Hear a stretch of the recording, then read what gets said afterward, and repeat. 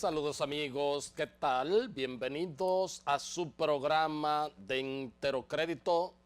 Muchas gracias por la atención que prestan a este espacio televisivo. Y bueno, finalmente el diálogo que estaba previsto y que se esperaba pues que la parte de tanto la oposición como del gobierno de Venezuela llegaran a una conclusión, a feliz término, se ha pospuesto y obviamente por la protesta con justa razón de los representantes de la oposición, quienes pues se sienten muy mal con las alusiones que hizo el gobierno del presidente Maduro a través del ministro de Interior de que en pues el operativo donde perdió la vida el señor Oscar Pérez, las informaciones o partes de las informaciones la habían suministrado representantes del diálogo de aquí de Santo Domingo.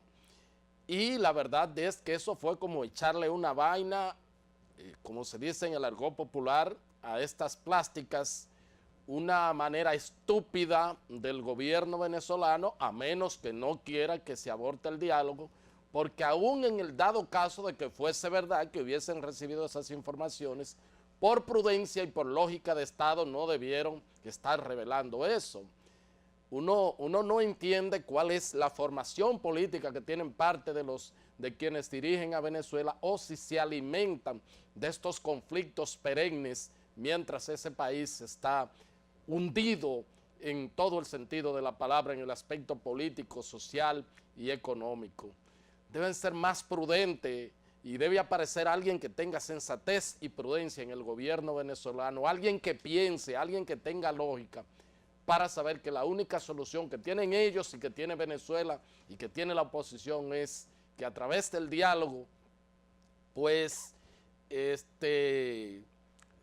buscarle esa solución que necesita ese país. Por lo demás, un gobierno aislado de la comunidad internacional, con razón o no, y entonces con este dime y diretes y con esta cuestión y con esta crisis que hay humanitaria en Venezuela, un gobierno que se precie de tener sensatez, lo que privilegia es el diálogo y no estas provocaciones como lo hizo el ministro de Interior en este sentido. Es una metedera de pata y además pues jugando con el tiempo y con la disposición del gobierno dominicano y de otros cancilleres que sacrifican sus labores en sus países para pues venir a buscar la paz de Venezuela, y que sea el gobierno con esta actitud pues incalificable que torpedee y que aborte este diálogo.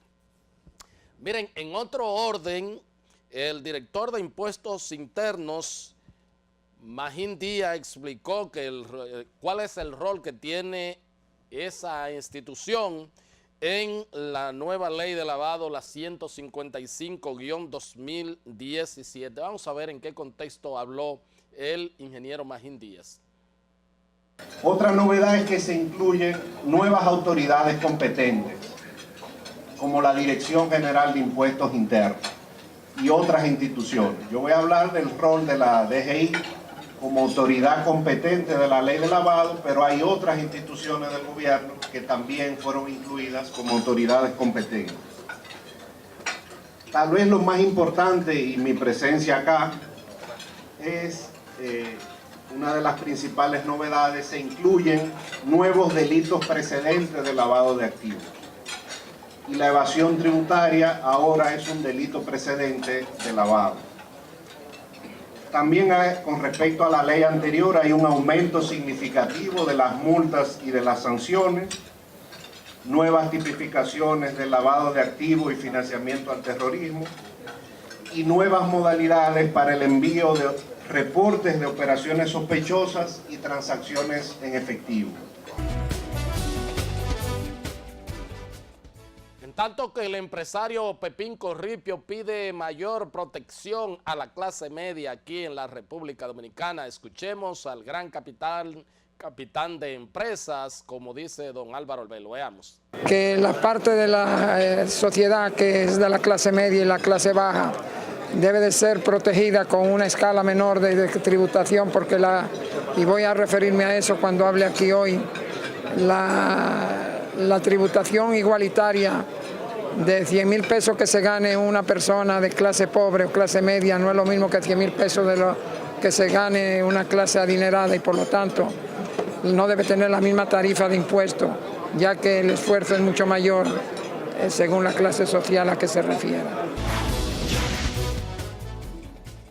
Dice Eliseo Christopher, quien es el presidente de la Confederación Dominicana de la Micro, Pequeña y Medianas Empresas de la Construcción, que los impuestos se están golpeando fuertemente al sector de las MIPYMES de la construcción. Vamos a ver en extensión sus declaraciones. Mire, las micro, pequeñas y medianas empresas de la construcción pagamos impuestos igualitos que las grandes. Eso quiere decir que, señores, definitivamente a las MIPYMES de la construcción los impuestos nos están golpeando bastante duro. Ese 1% de anticipo, eso es catastrófico para las pequeñas empresas de la construcción. Y recordemos que lo que es el ITEVI, lo que son el anticipo, definitivamente para las pequeñas empresas de la construcción es totalmente difícil. Definitivamente desde Copimecon entendemos que debe haber un régimen impositivo para las MIPYMES, no solamente de la construcción, sino todas las MIPYMES todas las MIPYMES existentes. En tanto que el presidente de la Federación Dominicana de Comerciantes, Iván García, pidió la reclasificación de las empresas, ya que consideró que no es posible que pequeñas y grandes empresas paguen lo mismo. Vamos a ver las declaraciones del ingeniero Iván García. Nosotros como Federación Dominicana de Comerciantes somos los primeros que hemos exigido la reclasificación de las empresas, porque la ley 28808, que ya tiene 10 años, aún todavía no se ha comenzado a aplicar y está afectando a todo lo que es la micro, la pequeña y la mediana empresa de la República Dominicana, porque no es posible que un pequeño empresario de la República Dominicana tenga que pagar el mismo salario mínimo que las grandes empresas de nuestro país. Eso hay que resolverlo ya, porque el comercio organizado no soporta esta desigualdad que existe en estos precisos momentos. Y nosotros como Federación Dominicana de Comerciantes estamos de acuerdo con que se eliminen todas las exenciones aquí en el país, porque de esta forma, entonces, estamos hablando de casi 200.000 millones de pesos. Entonces, de esta forma no se le van a incrementar los impuestos a los artículos de consumo básico en la República Dominicana y va a bajar la presión tributaria que hay sobre todo el comercio organizado de nuestro país.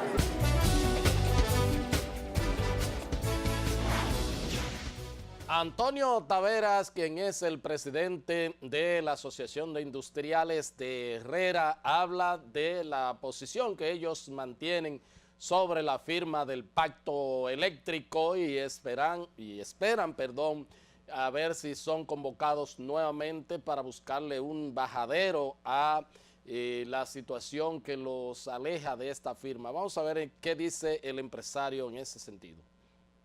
Oficialmente no, o sea, no ha habido nada. El gobierno no ha llamado a la mesa de conversación y nosotros seguimos con nuestro planteamiento. Como está ese pacto, nosotros no lo firmamos y yo pienso que los sectores sensatos de este país tampoco deberían de firmarlo, porque eso no resuelve el problema eléctrico. Se anunció que en este mes se iba a firmar. Si se firmaría, ¿qué ustedes harían? Nada, no hacemos nada.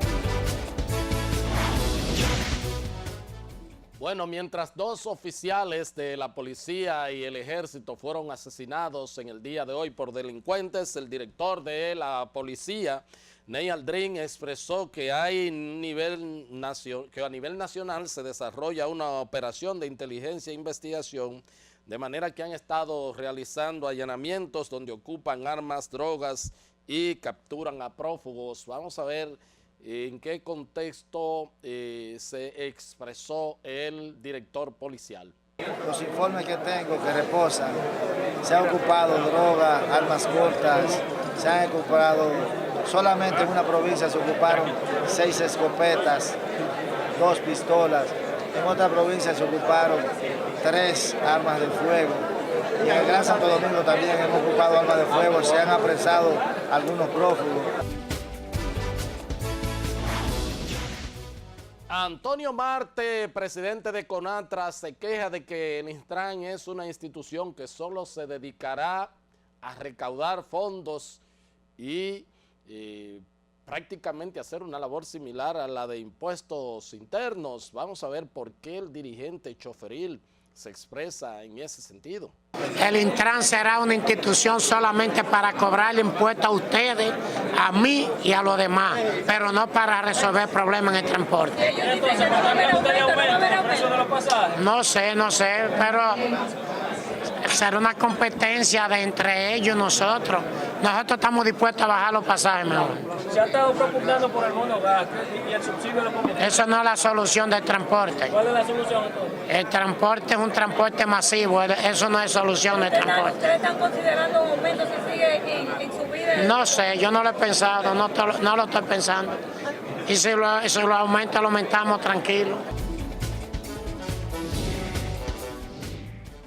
Bueno, volviendo a este tema del diálogo con Venezuela, la verdad que resulta muy penoso y preocupante el diálogo de las partes en conflictos en Venezuela. El presidente del gobierno español, José Luis Rodríguez Zapatero, se reunió con el presidente Medina. Otros cancilleres, el de Bolivia estuvo presente. Es decir, reitero, el gobierno de Venezuela no debe jugar con el tiempo y la disponibilidad de trabajo de otros gobiernos, que mientras el mundo, bueno, hoy creo leí una información donde a 7 altos cargos del gobierno venezolano le fueron aplicadas sanciones por la Unión Europea. Esto no puede seguir. Los gobernantes de Venezuela, antes que su ego personal, deben pensar en una salida a la crisis, y la salida es el diálogo. La salida no son las balas. Es verdad que el gobierno tiene el ejército y que tiene a los militares y que tiene todo esto, pero eso no importa. Obviamente ha tenido una oposición que ha sido también muy estúpida en términos políticos, porque cuando ganaron la Asamblea Nacional, lo que se pusieron fue a preparar un cronograma para sacar sin elecciones al presidente Maduro, cosa que fue una estupidez, cuando apenas quedaban 2 años para las elecciones, y lo que debieron fue seguir trabajando, denunciando, pues creando las condiciones para sacar un candidato fuerte y unificado ellos para que pudieran ganar la presidencia de la República. Pero se armó entonces, tú me quieres tumbar, yo te cierro el Congreso, y todas estas situaciones donde aparentemente los grupos enfrentados y sobre todo el gobierno, el presidente Maduro, parece que se siente muy cómodo y muy bien con eso. Vámonos a la primera pausa, y cuando regresemos, Yayo Sanz es nuestro invitado en el día de hoy. Él es el candidato a dirigir el Partido Revolucionario Moderno en la importante plaza del Distrito Nacional, y con ese contenido venimos después de estos consejos de mucho interés.